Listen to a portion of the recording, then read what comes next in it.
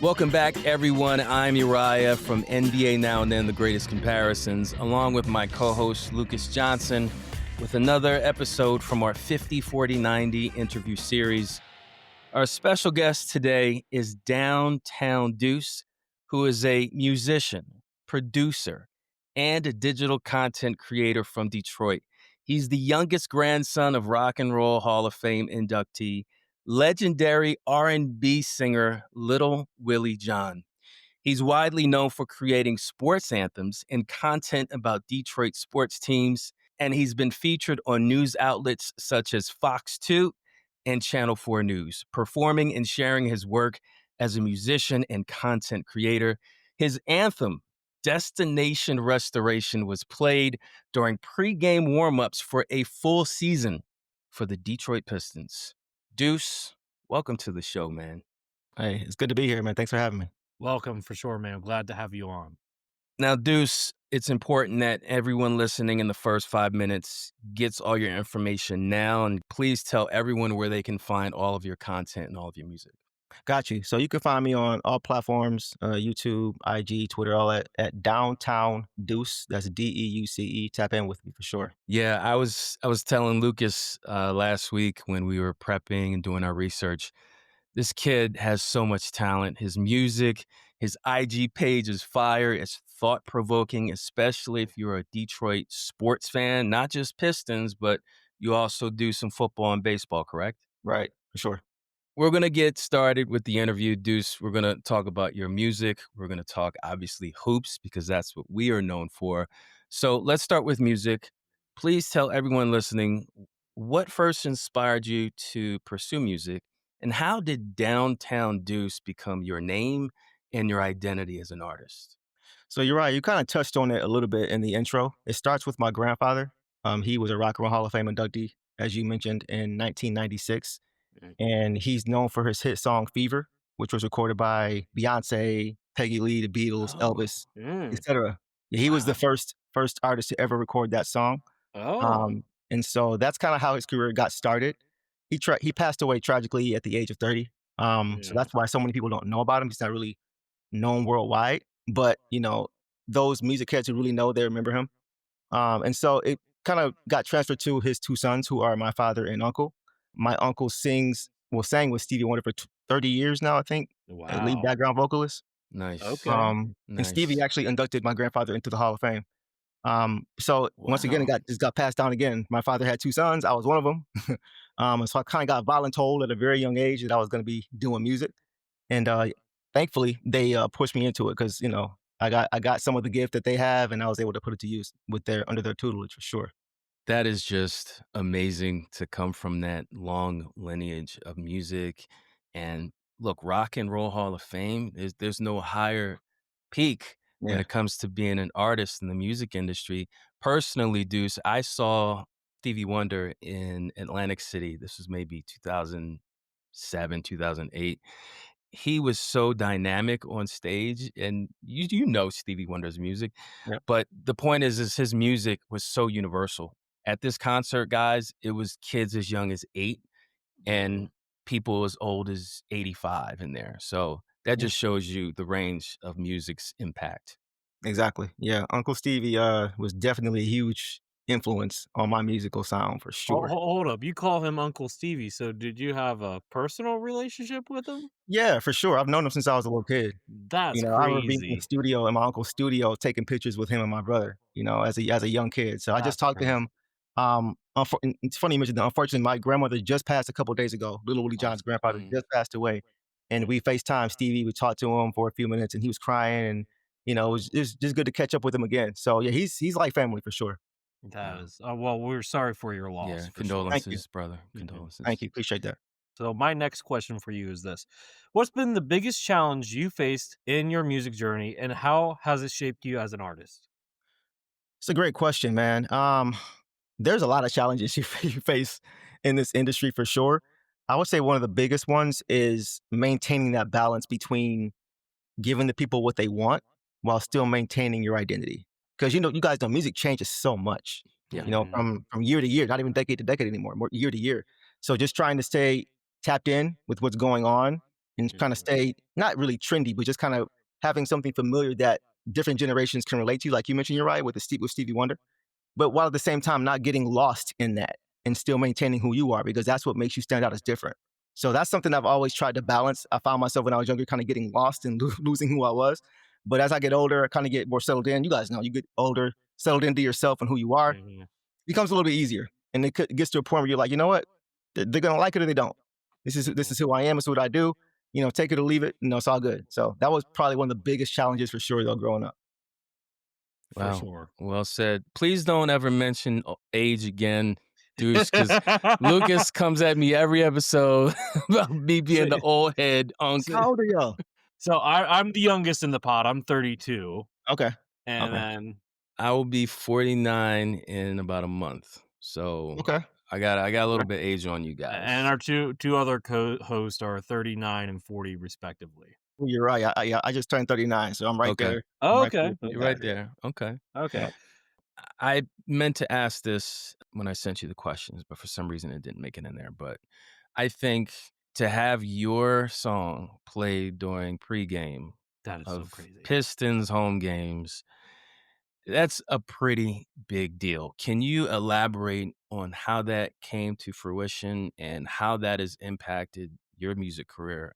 Man, as a lifelong Pistons fan who remembers the Bad Boys, 89, 90, all that, to be able to be in the arena while my music is, I would get hyped when I would hear the NBA on NBC music.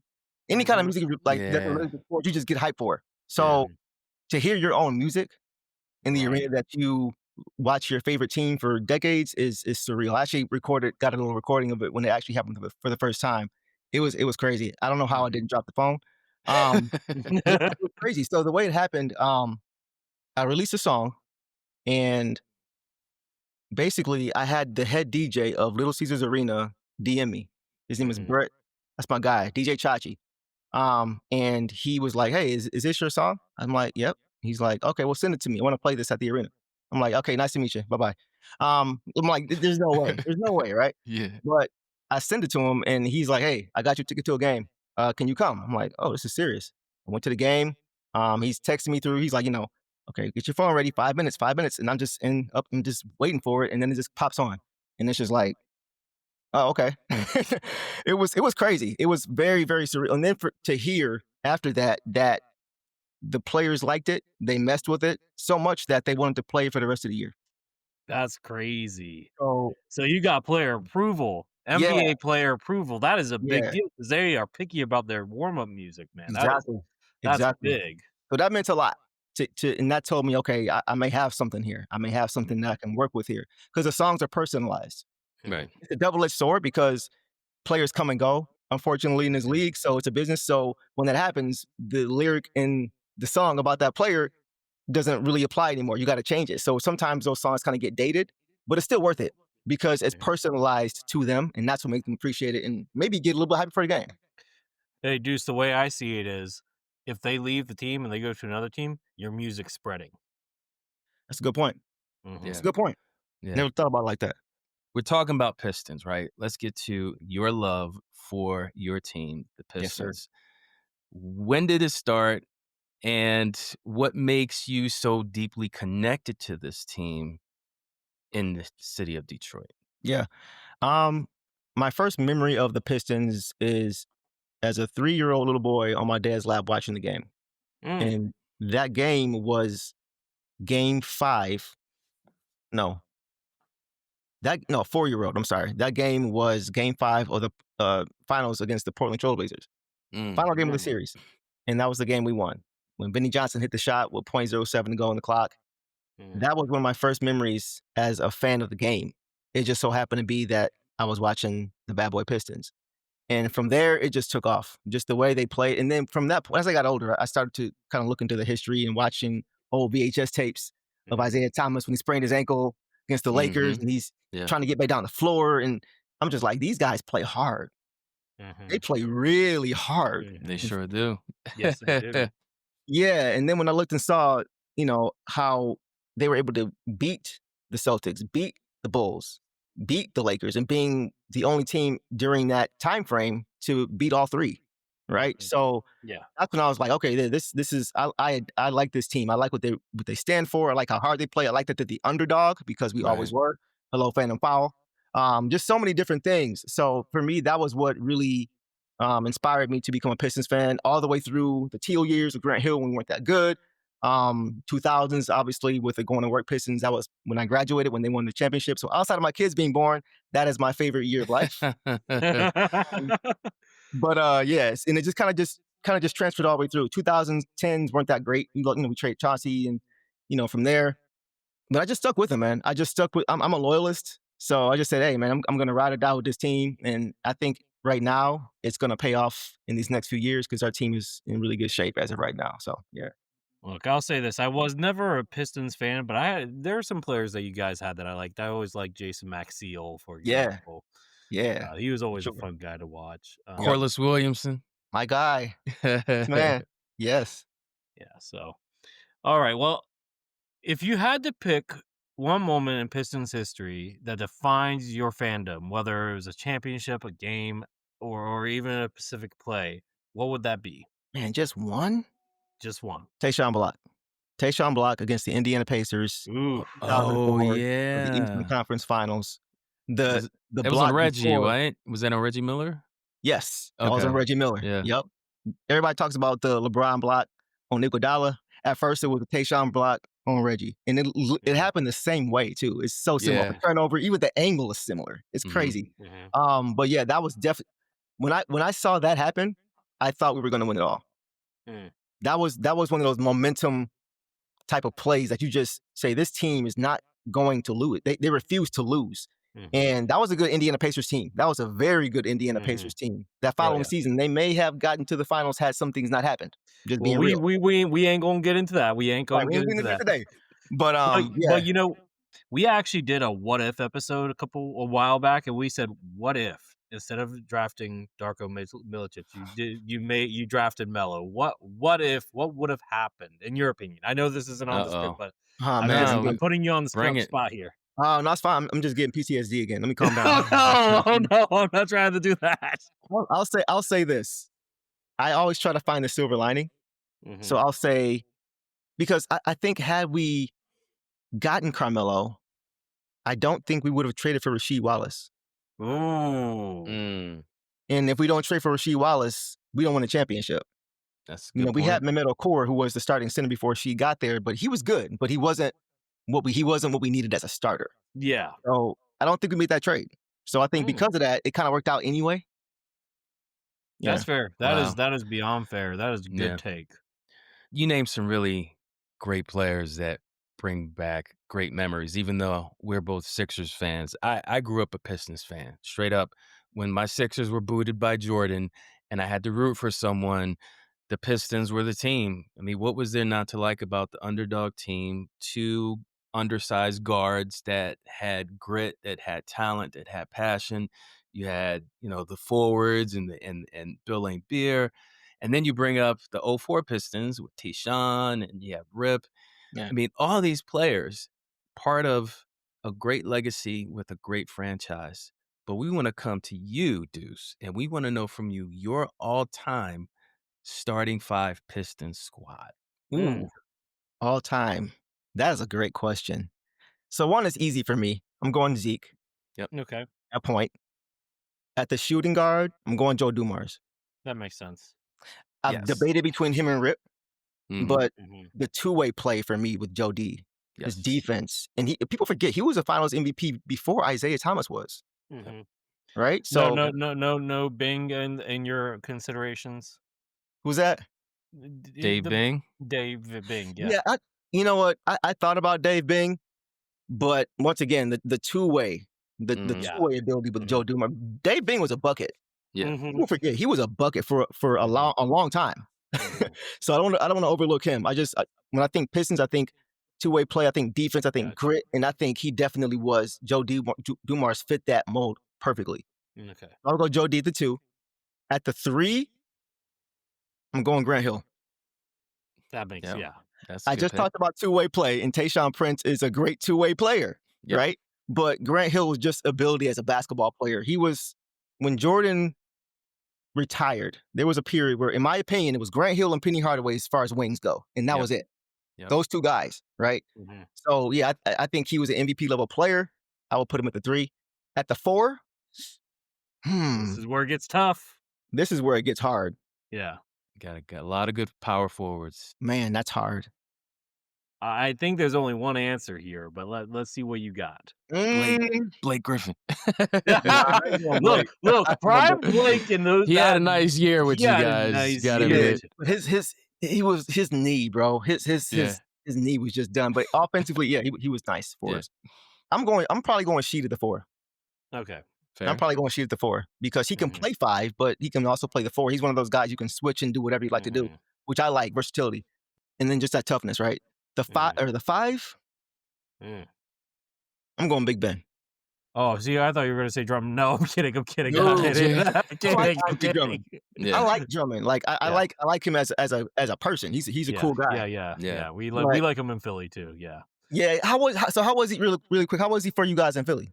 So the first tenure, I would say fantastic, ideal backup for Joel. Last year, he didn't seem healthy, didn't seem motivated, didn't seem in shape. But maybe last year was just kind of washed for everybody. Okay. So, yeah. We'll see what happens. Okay.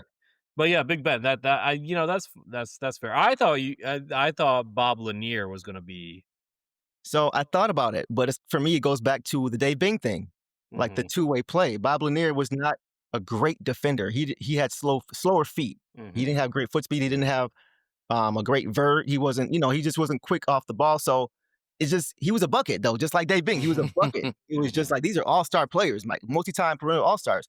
But when you talk about two-way play, I got to go Ben. And even though Ben Wallace isn't an offensive player, I feel like he's so good defensively that it doesn't matter. Well, he offensive rebound and he set screens at an elite level. There you go. Yeah. There you go. So, Lucas, it reminds me, all those players that Deuce just mentioned, we just recorded a comparison episode for season 3. We did Joe Dumars and Derek White. Yeah. And we also recorded Rasheed Wallace to Karl Anthony Towns. Yes, so we did. Already we've done comparisons for 2 former Pistons. And we got some more on the way.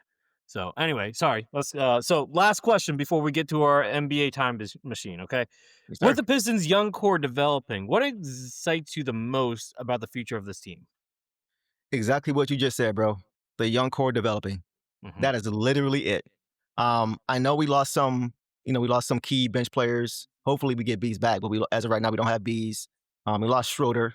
So we did lose some guys, but I think the replacements are good enough.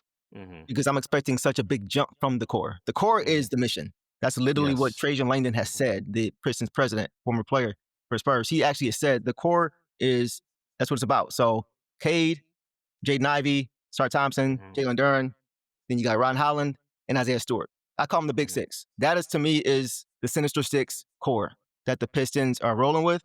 And I think that those guys are, in one season under JB Bickerstaff, they all pretty much had career seasons. All of the young guys.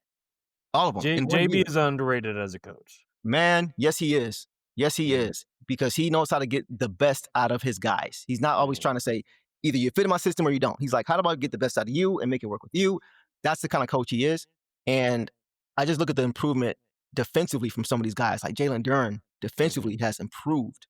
Cade has improved his two-way ability. He wants to be a two-way player. JB challenged him. Be a two-way player. Cade said, all right.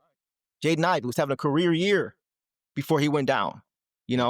So all these guys are, and then Ron Holland, don't sleep on Ron Holland, bench guy. I think he's going to be really, really good for this team. Just got to have range. Just got to have range. That's the only thing stopping him from. And that's the thing. He's been working with shooting coach Fred Vinson. And okay, that's a good coach. Yeah. Yeah, and he's already. I've been talking to his trainer, Charles Hill. He's saying, watch out next year. Watch out next year. Dude, so you gonna register that trademark Sinister Six? Is that already taken? Because you could put T-shirt that all day and make a couple of dollars. I think Deuce has the new title of his new album. Sinister Six. Now we're thinking. That's exactly where my mind was going, bro. Boom. Yeah. See. Okay. I think Beef Stew is your guys' Sheed. I'm this generation's Sheed. 100%. Beef Stew is definitely, man. Beef Stew sometimes. Yep. He's like Sheed and Max Seal mixed into one guy. Yeah, that's actually accurate. Very accurate. But yeah, no, Sinister Six, new I album. like it. I Yes, like sir. it. Yes, sir. Give us a shout out when you record that if you I'll can. give you 5%. Absolutely. Yeah. Yeah. So, Deuce, I have a question. Are you ready to enter the NBA draft time machine? I'm ready, man. I'm ready. Let's get it. And now, get ready for the NBA Now and Then Draft Time Machine.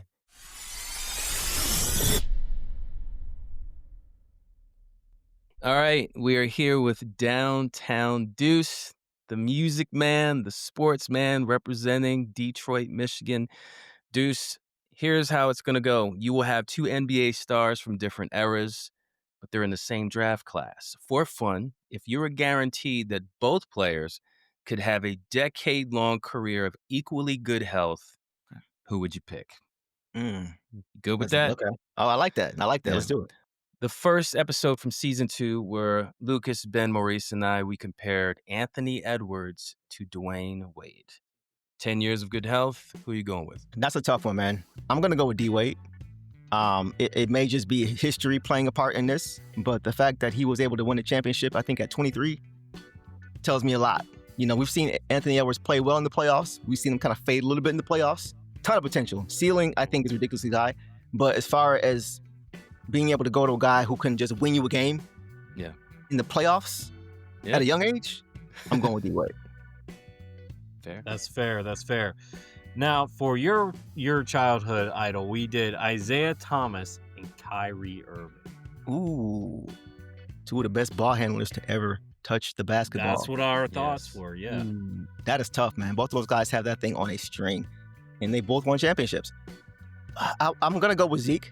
Yeah. Maybe a little biased, but I'm going to try to remove it for about 60 seconds. The fact that Zeke was able to lead his team to a championship as a little man. We've seen Kyrie lead his team to a championship in a game or two, right? Playing a couple great games, but they had LeBron James, right? Mhm. So I think Isaiah didn't have LeBron James.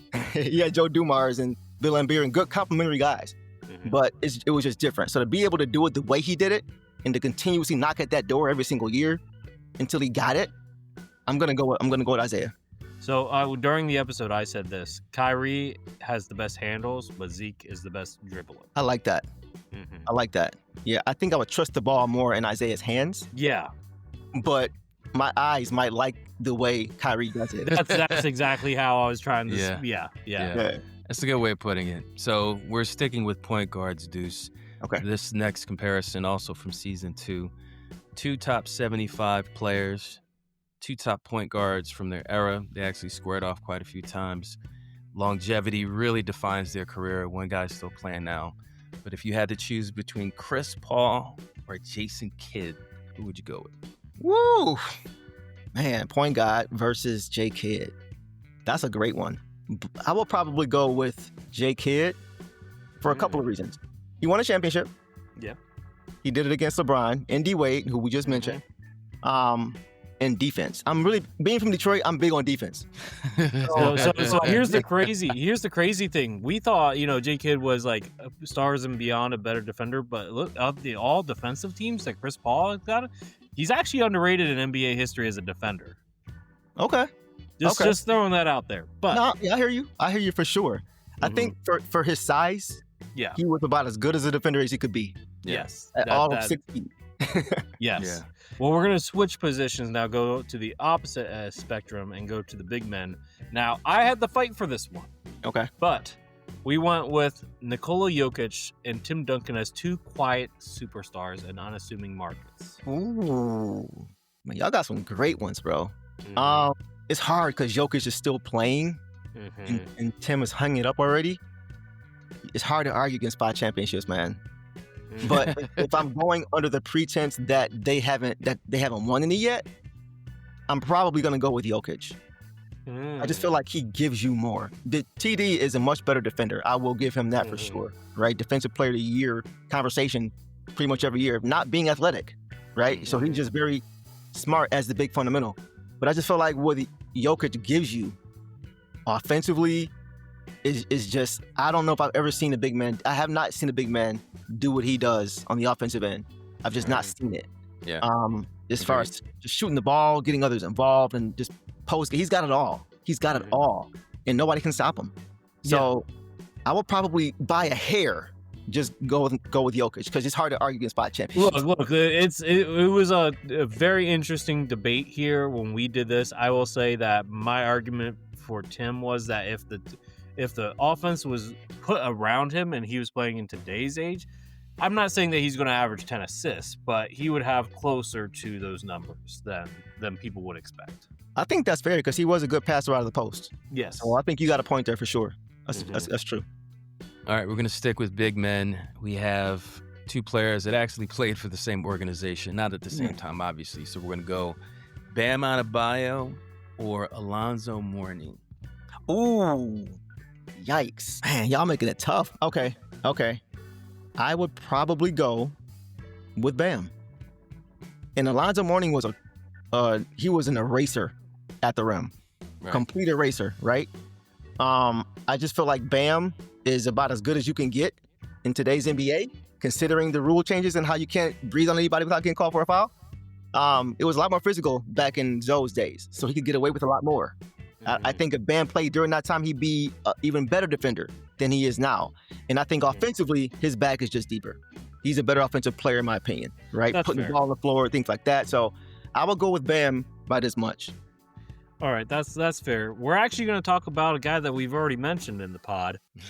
2 quick uprising stars at the power forward position, Blake Griffin and Paolo Banchero. Ooh. I'm going to go with Blake. Okay.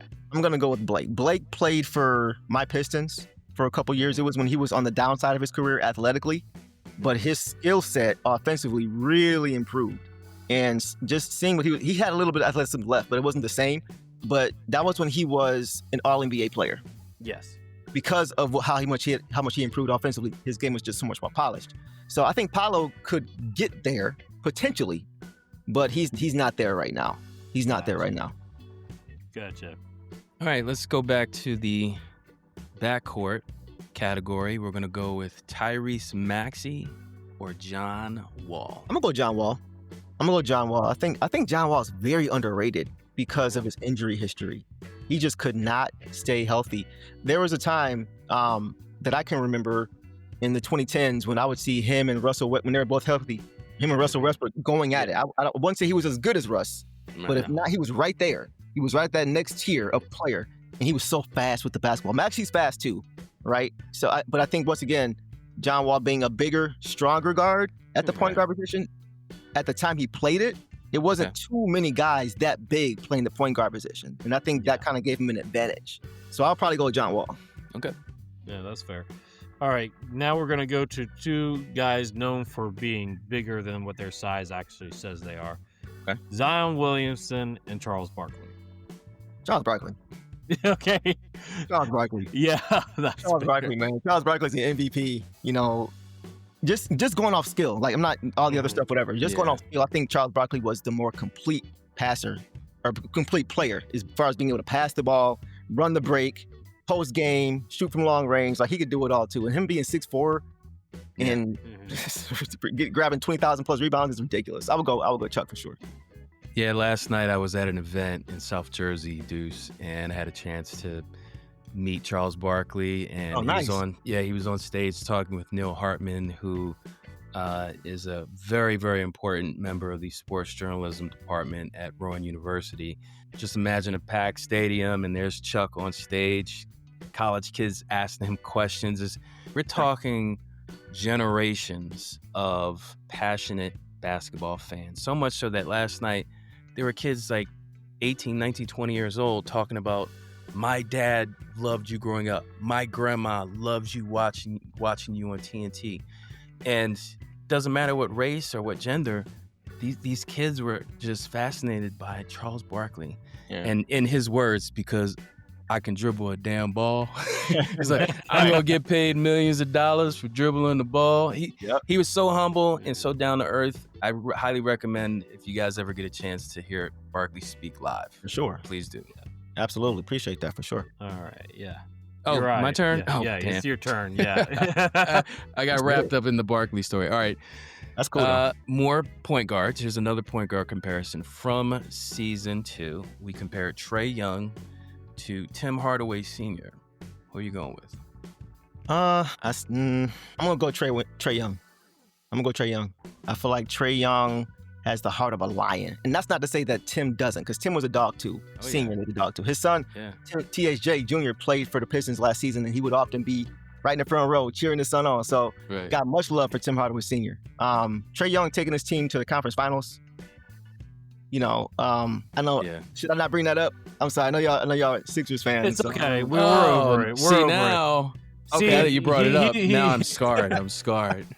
My bad. But yeah, I feel like he's super skilled too. He's super skilled, man. The things he can do with the basketball at his size. I'm not the biggest guy. I'm 5'8", so I kind of lean into those guys. Isaiah Thomas, you mentioned. So I love Trey Young's game, and I love what he brings to the court for sure. So the next one that we're going to do is actually 2 final MVPs that raised their floor during the finals. And we're going to go Jaylen Brown and Andre Iguodala. Jaylen Brown or Andre Iguodala? I feel like I want to say Jaylen Brown. Okay. I want to say Jaylen Brown. I love Iguodala's game. Mm-hmm. I just feel like Jaylen Brown.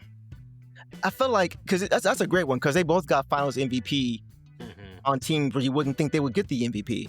Yeah. I feel like. Okay, so here's the difference for me. I feel like Iguodala, when he got his MVP, it was for guarding LeBron James. Fair. Right? It was fair. Right, it was. But I feel like when Brown got his, it was for guarding Luka, but also getting buckets. Yeah. To me, that was the difference because they don't win that series without him in his scoring output. They don't win. Yeah. I don't think. So I think that was the difference. And I think he's just kind of a little bit better overall player. He's not as consistent to me, though, as Iguodala is. I think sometimes Jaylen Brown kind of goes through periods where he's not as consistent. But I think he's the better pound-for-pound basketball player. If I'm picking a team, I'm going to go with Jaylen Brown. Okay. Yeah, it's good logic there, Sarah. Good logic. So good luck with this comparison. Who would you take? James Harden or Allen Iverson? I like both of those guys. Yeah. But I'm taking AI. I was about to say, is it because he was a Piston for for a cup of tea? 2 months? That actually hurts his case, in my opinion, because they traded Chauncey to get him, and Chauncey's one of my favorite Pistons of all time.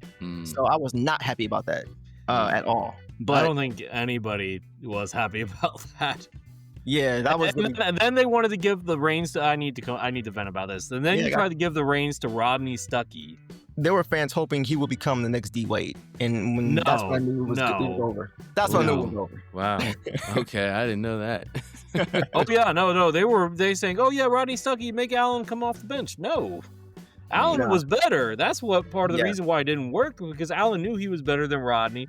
I think if Allen was on a team where he knew he wasn't the best option, he would have came off the bench. Yep, exactly. So yeah, I would take him over Harden. Harden's a great offensive player. One of the best I think you've ever seen, for sure. Allen Iverson's heart is unmatched. His heart. He's 6 foot on a good day, right? 6 feet on a good day, and him being able to, and he's been to the finals as well. That's one thing that we can't say about James Harden. He's gotten close, right? 3-2 against the Warriors, and CP3 goes down with a hamstring, and they miss a ton of threes and they lose. But Iverson got his team to the finals, and when he got there, this is what stands out for me is that the Lakers were on their way to going undefeated in the playoffs. Yeah, 16-0. The only reason they did it is because of that man, Allen Iverson. The Lakers were blowing them out in the third quarter of game one, and Iverson took over that game and won that game. And we know how it ended, but the step over on Tyronn Lue. Yeah. So, but before that, he was the one to get them back into that game when they were getting blown out. I watched that game live, and so I was a Lakers fan. And I was just in awe of what I was watching. Like, how is he doing this right now? We got Shaq and Kobe. What's going on? But that little man, his heart. Wait, you were in LA watching it in LA at the stadium, or I was at watching home? the finals at home. Okay. Yeah, I was a Kobe fan. But you were okay. You were rooting for the Lakers in that. 100%. Yeah, that's to me, Deuce. That's one of my most memorable Sixers games, and I've been a Sixers fan since 1983. So what AI did in that game is truly, truly remarkable. And they were down. He brought it. Aaron McKee, Eric Snow hit that weird floater to seal it. That was a great, great, great game. And they should have won game 2 or 3, but freaking Robert Horry, man, that dude. Yeah. He's ruined a lot of chances for other teams. We were talking about Comp for Rob recently. I can't remember. Yeah, Danny Green. Danny Green. That's right. That's right, because I came up with it. That's right. Yeah. That's a Anyway. good one. Speaking of another good one, we got two skilled power forwards, Julius Randle and Derek Coleman. Give me DC.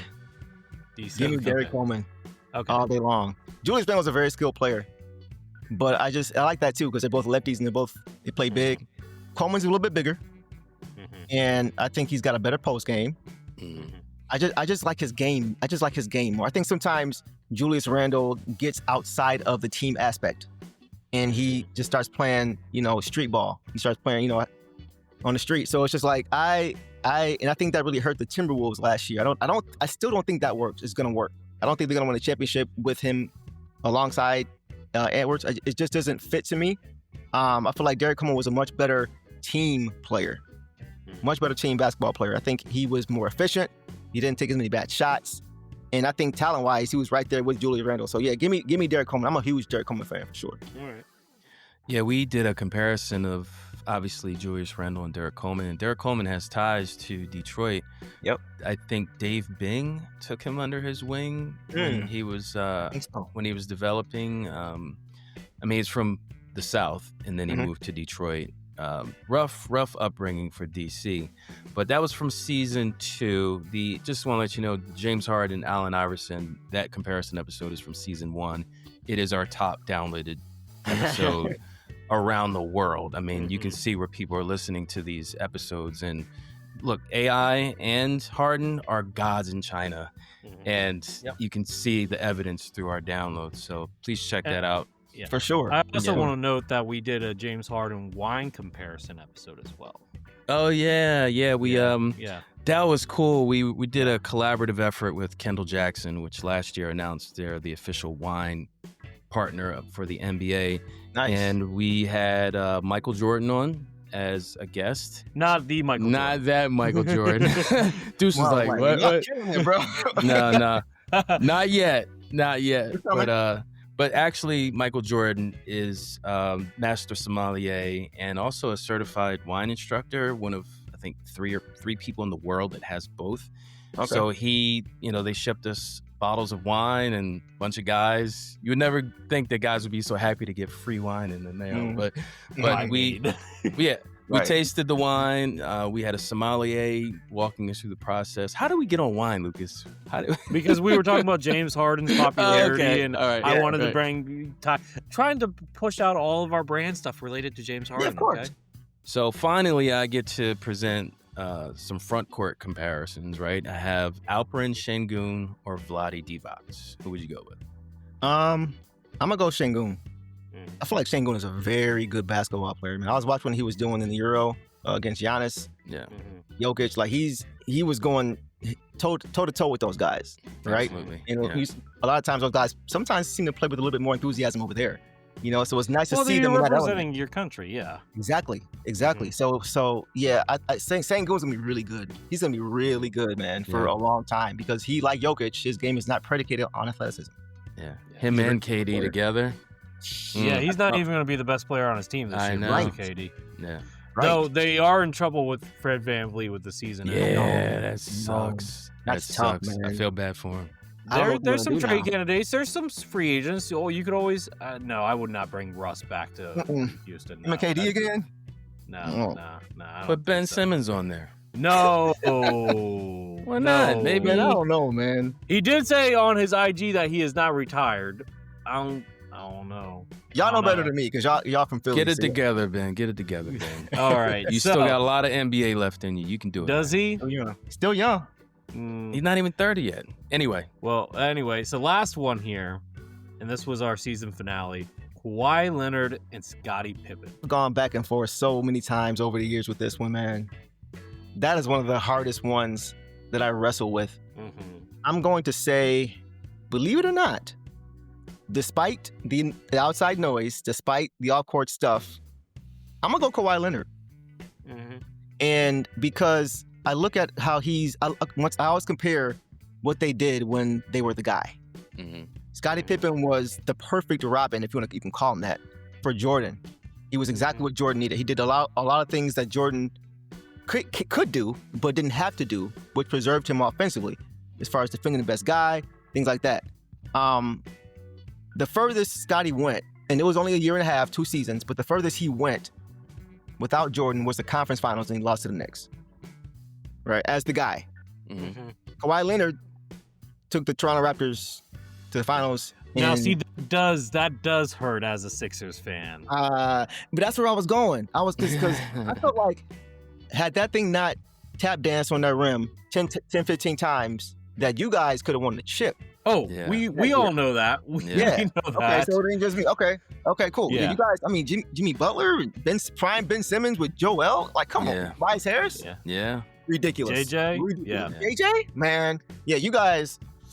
I'm sorry. Did you? Like, you just have to count the steps that Kawhi took when he got that inbound pass. I know, you're right. That was the biggest travel I think I've ever seen, but they're not going to call that in that position. Yeah, his flyer miles were in full effect on that for sure. Like, that was crazy. But he beat, so he was able to get past you guys. He beat the Bucks. He beat prime Giannis. Well, they still have the defense that could stop Giannis at the time. Right. That's true. That's true. I just think he is more equipped to be the guy on a championship team. Yeah, that's fair. That's kind of the difference for me. Well, prime Kawhi, I don't think we have. Yeah, for sure. So that ends that. Yeah. All right, so that wraps up the NBA Draft Time Machine. Deuce, you made it out. You gave some great picks, and now's your time to plug any events, any special occasions that you have coming your way around your music or the Pistons. Let us know if you have anything coming up. So I do have some new Pistons music coming. I have a couple new records coming out this coming year. One's gonna be ready just in time for the regular season. So hopes and prayers for everything to go well with that.